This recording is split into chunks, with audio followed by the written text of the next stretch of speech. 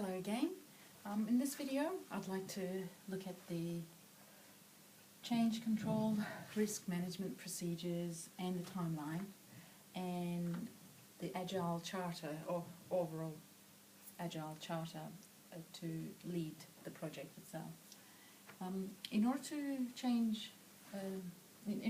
control change, which sounds like a bit of an oxymoron, but and reduce risks, we'll identify the project scope, especially at the kick-off meeting. We'll have a look at some of the potential risks for the project and just have an overview of how to manage those potential risks.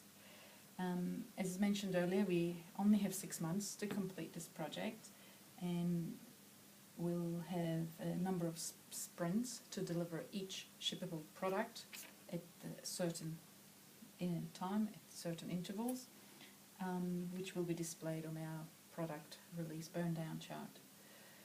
Agile Charter basically starts with a vision. So in the practice section of this project delivery, I will go into examples of what we mean by vision. In other words, the project vision will be identified in the second part of this delivery. It's a roadmap or it's a release plan. So it identifies the overall vision, aim of the project. Then it is divided into themes. I deliberately put 3 themes because we're basically looking at a 3D virtual world, a website and social media interaction. I'll come back to the vision in a minute. Then this is where the team will have to decide what those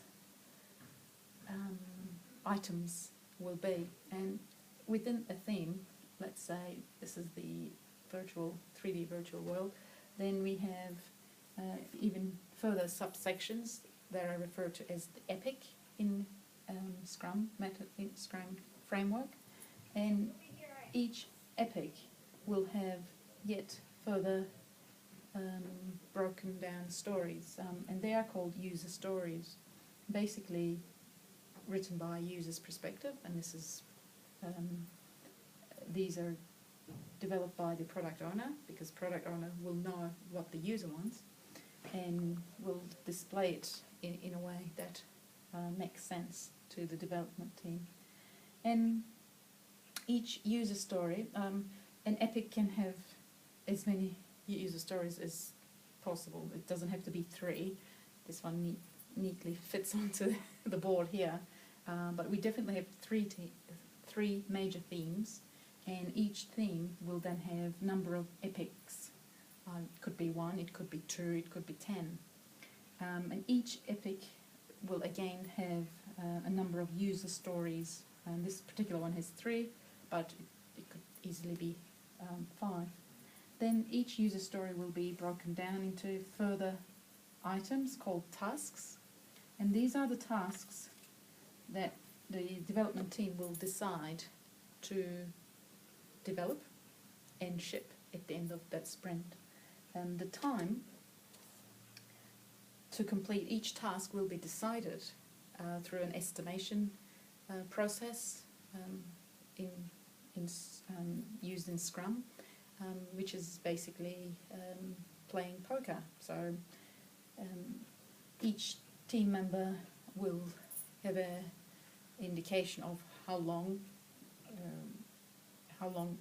that task will take, or the level of difficulty of that task, and everybody will put down the cards with numbers indicating either the number of hours it requires to complete that task or level of difficulty, and then it'll be discussed, and this is done through sprint planning, in the sprint planning meeting, and the team will decide how long that particular task will take.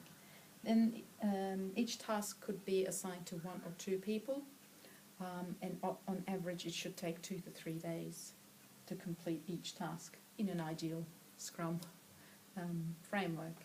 But again, it's something that's to be decided by the team. And examples of these, the vision, the themes, epics, user stories and tasks will be given as part of one of the elements of this project. Thank you.